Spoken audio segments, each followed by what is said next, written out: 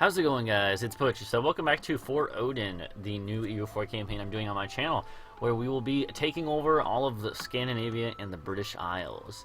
Of course, we now are only the Dutch Viking dudes of the Netherlands region.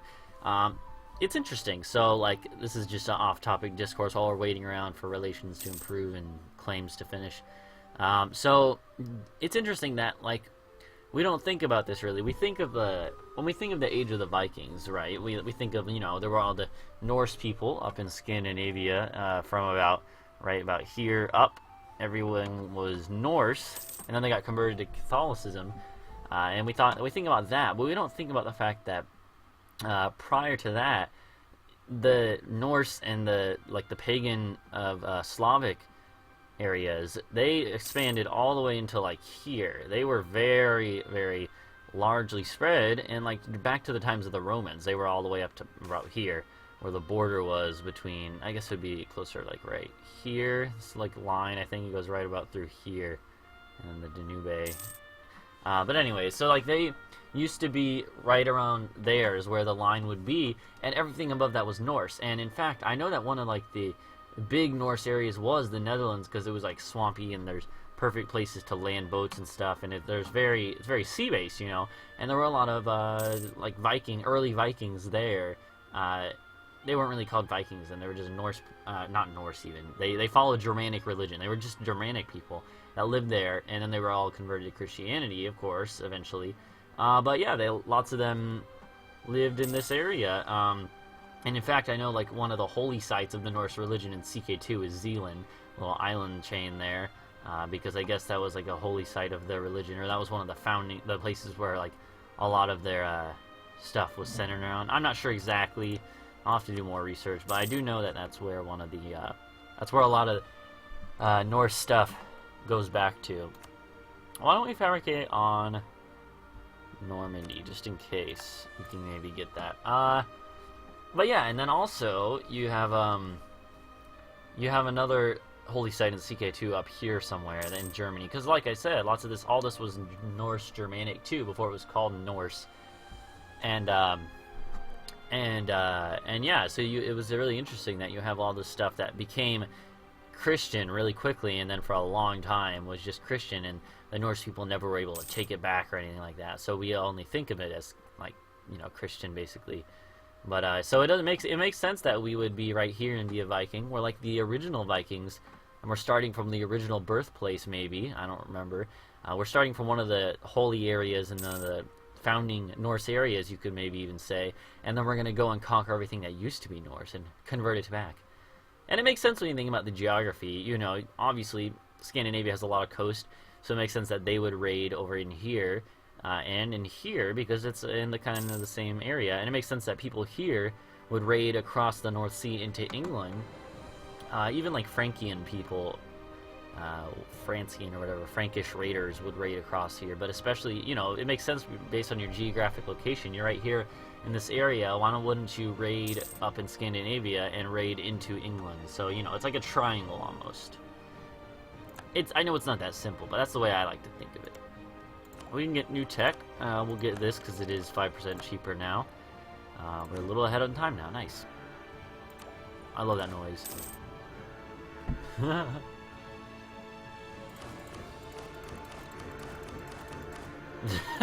Okay. So we want to get this sometime soon. We'll have to get a leader. Oh, we have to have a theologian. That's all. Okay. Do we have a theologian? Nope. Oh, we're only making 2 military points? Oh, jeez. Oh, that's right, because our ruler is so awful. That's fine. As long as we can get to this before, well, other people, you know, about the same time as everyone else, that's fine. Our leader isn't the best leader. He's a below average, but it could be worse. It really could be. We'll probably take this, since it's cheaper now. And we might build a trade post here in Holland, and then another one in Antwerp. It's also major provinces. They're so important for that. Austria's declared war on Augsburg. Alright, this might be the opportunity we're looking for. Provence has announced me as a rival. Okay, nice. Stuff is happening. I like that. I forgot that we lost our mission. It went into obscurity. We do have a mission to take out Utrecht. Oh man, Utrecht would be even better because Friesland does have 1 ally, whereas Utrecht has 0. Why don't we take that, and we can get rid of it if we want. Or do I want to do this one first? Well, tell you what, let's just do this one first. It'll take a while, but we're not ready to declare yet anyways, I don't think. Maybe we are. What do you guys think? I know you can't actually tell me. Not right now, anyways. Oh, man, look at that. Plus 12 freaking trade power. It's amazing because it is such high production, and it's fish, which is not very good, but it's also this. Coastal center trade and a Rhine estuary. That's so good. Antwerpen is only a coastal center trade, which is still really good, but it's like this doubles the local trade power. Like just with 5 provinces, we start with 5 provinces. England starts with the grand majority of them, and we already have 28%. That's pretty good. Anyways, yeah, it's pretty good the start you have. Okay. I wonder if it'd be better to put a merchant in the North Sea instead of Lubeck. But I'm probably going to be moving into Lubeck, and then, like, here's my plan. I haven't really talked about my plan much. I think it's a death wish to try to attack England directly right off the bat.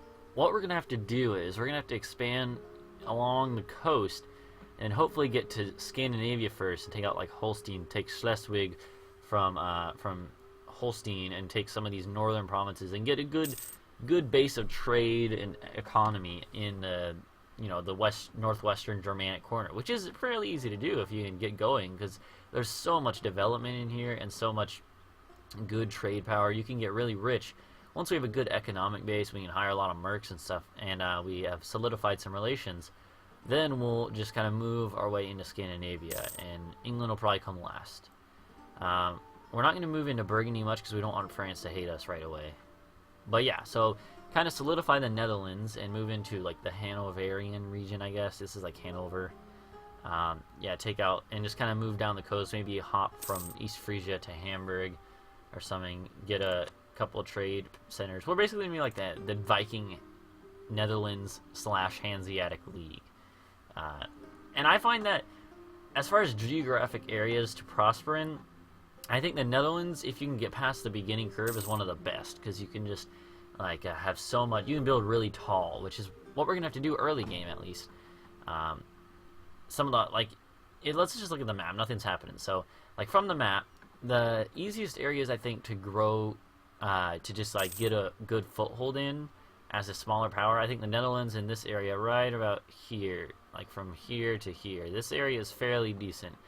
I would say Italy's not too bad. Oh, that's weird. Taflot exists. Central Germany is a little harder because you have these big powers kind of near you, and you have big powers on the other side.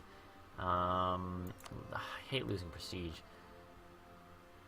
Oh wow, Novgorod got destroyed by Muscovy already. I haven't played a lot of areas, but like Ireland is very hard. Some areas are harder. Italy is not too bad, like I said. You just gotta play it safe. But this is one of my favorite regions to play as, because you can just, even with a little bit of land, you can make it work normally, and that's really nice to be able to do. So let's look at what was our last trade income last month? 5.32. Let's watch that jump up from our trade. So let's pause it. 5.32, and we have 28%. Oh yeah, it went up a whole 3%, which doesn't sound like a lot, but it is. Plus our income went up 0.5 from trade. That's really good. 0.5 a year. I mean, that's 6 whole ducats a year times like the next 200 years. That's 1,200 ducats. That's a lot of money. A lot of money. Definitely gonna pay itself off in a very short amount of time. Yeah, that makes sense.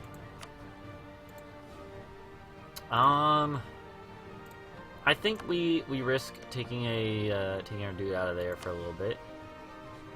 Do we want to put him into here maybe, or do you want to? Oh wow, Bavaria! Did you grow? You took Salzburg, didn't you? What about Bohemia? Bohemia or Brandenburg? Brandenburg is probably gonna be a good one that we might want to keep an eye on. Poland. You arrived. You arrived at Denmark. Oh yeah, we're definitely improving relations with Poland. Oh yeah, baby, that's real nice. I'm messing. I'm not trying to be creepy. Once Aachen is done, we'll hope that that mission is still there to get Utrecht. I think that one's not going to be a very hard mission to do. I'm just worried Austria is going to freaking come in and defend everyone. Alright, there we go. We're up to speed on that. Let's go look at our estates. Is there any way that we can, did we already do this? Yeah, we did. Nice. Okay, good. Good former past poetry, whatever you want to say. I really wish that Austria wouldn't join me against my people. Whoa! How are you losing that war, France? Oh no, you're winning. It just looks like you're losing because, yeah, okay. That makes sense. Yeah, so they're allied to Brittany, actually, yeah. So they normally do this. They ally Brittany for a while, and then they eat them. Let's see. Wonder who's gonna try to grab up Navarra. I haven't played as England in a while. I might want to try to do that. Try to keep my land in the. Okay, so who do we go with, right? Yeah, we're obviously gonna go with this one. He's better all around. 624 is fairly good. All right, so this is really nice. I love this whole system, being able to every 4 years change your thing if you want. It's basically like the Protestant powers, except not as much control, but still pretty good. Hey, what's up, Sean? I'm recording a little bit EU4.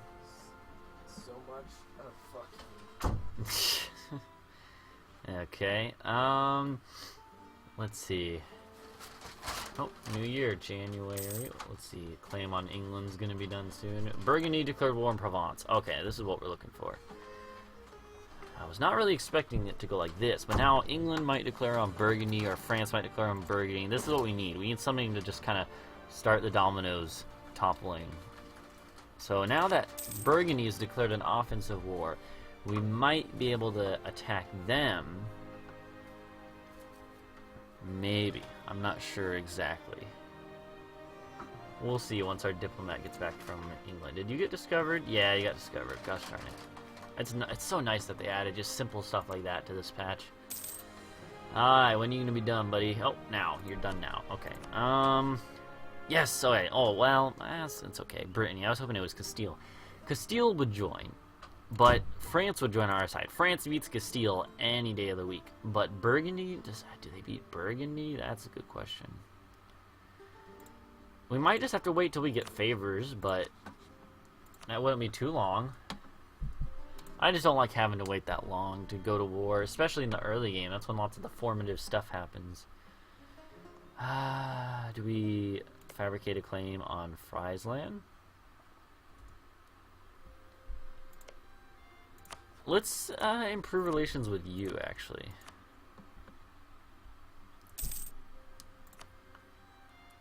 Yeah, so you're never going to become my vassal, but I think it's good to have a small ally in the area, even if you are just a tiny little dude, a small fry.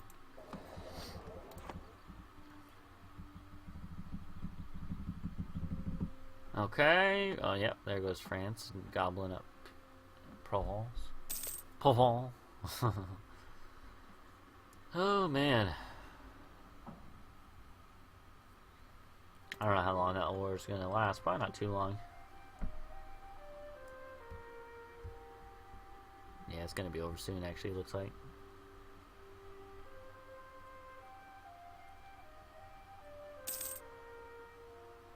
Okay, well, next month or the month after that, I'm not sure which. I haven't been paying attention to how fast it's going. We should get this mission done. Free Diplo points, right? Not that we need any more after that last ruler, but it's so good. That's one reason I love the Dutch Republic, is that you'll get leaders that are average than the normal ones you get with a normal republic by far. Almost always, they're better in overall pip points, or whatever you call them, in points. What in the values of the monarch points. But then also you can just kind of switch it, and you'll get random ones. So sometimes you'll have one that's really good in military, and you just catch up in that for a while. And it's so good just because it's so flexible, I guess you could say. Alright, we still got the mission to remove Utrecht from the map. I think that's a good idea. Let us remove Utrecht from the map. Austria would join. Ah, fudge. I hate this. That modifier is a little bit of baloney. I think we pretty much then just gotta wait till Austria just gets, like, dumped on by Hungary or something like that. Which is not very likely, because they're allied to Hungary, but maybe Bohemia, Poland. Poland, how you liking me? You want to ally me?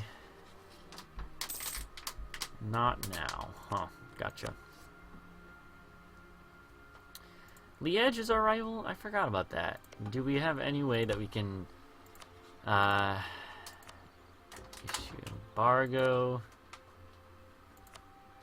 Is there any way that we can covert ops them to justify a trade conflict? They must have at least 20% of the total. Yeah, so that's not gonna be able to happen. I don't know, man. Who do we declare war on? England has not picked up any new alliances. That's hilarious. They freaking vassalized Tyrone, Leinster, and Connaught. That's why, I guess. Do we just want to attack England straight up and have France help us? I mean, that doesn't seem like it'd be too hard. France would definitely help us. I'm pretty sure. We could take Kent, probably. Give France Normandy or Caen, or maybe the lands down here, and leave them. Yeah, actually, that would be better. If only we had common sense. Yeah. Oh wow, we only have 85% cost? Really? What is that from? Religious sacrifices? Oh yeah, that was, let me go find that. That's so great. We freaking got this event just for being Norse. For the whole rest of the game, stability cost minus 20%, yearly prestige +1. That is so good. Oh, time is up. Okay, we'll go for a little longer. I think in the long run, we're gonna be ahead on admin and Diplo. In a couple years, probably. Maybe. I don't know.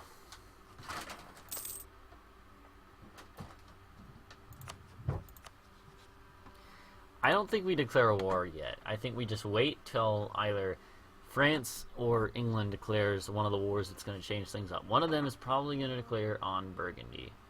I'm not sure which one. They might declare war on each other and not on Burgundy at all. But those are the three main powers in this area. And then you have Castile also, who's allied to Burgundy, which sucks. You have Austria down here. You got Denmark up here. Those are the wild cards, but at this point, I think we already know where the allegiances lie. And it looks okay for us. Could be better, could be worse. Gelre, Utrecht. Really want to declare war on Utrecht. But as long as they are going to join. Oh, Austria declared war on Baden. I hate how Austria is just so ridiculously overpowered in this. Oh, we're allied to Hamburg? I didn't even recall that.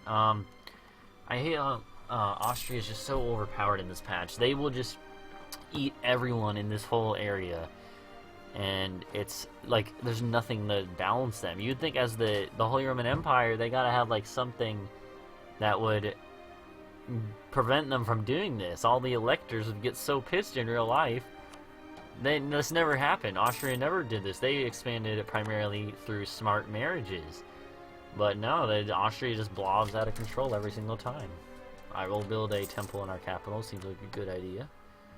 Get a bunch more money. For anyone who plays Civ, I've been playing Civ lately, Brave New World. I think it's really dumb that shrines and temples in Civ, Brave New World, cost money to maintain. Because primarily, through most of history, churches have been used to collect taxes. Or, like, the churches collect tithes, but then the churches almost always paid taxes to the kings that they were under. So if anything, it should give you a small amount of money. Like, I don't understand why you have to pay to maintain the shrines. That's not really how it worked. In almost every single society, even going back to freaking like 3000 BC, the earliest like churches we know of, they weren't really churches. It was more just like tribal institutions. But like they had shrines and stuff, and the priests would be kind of like the pawns of the king, just used to, like, they were the ones who were the first writers because they had to keep records of stuff, and they tallied up money, and they were like accountants almost, and they collected money, so for the king primarily. So I don't understand really all of that. Okay, anyways, let's go ahead and end the video here. I pretty much went on history rants this whole episode. Not history rants, but like history spiels, you know. Oh, Sweden! Oh, Sweden declared their independence war. They're also losing terribly. Because did Poland help them? Lithuania, not Poland. I don't know. Lithuania and Sweden might be able to win that one, but I think Denmark might win, which sucks. Anyways, though, that's going to be it for this episode. Thank you guys for watching. Go ahead and leave a like and subscribe for more. I will see you guys in the next video. Goodbye.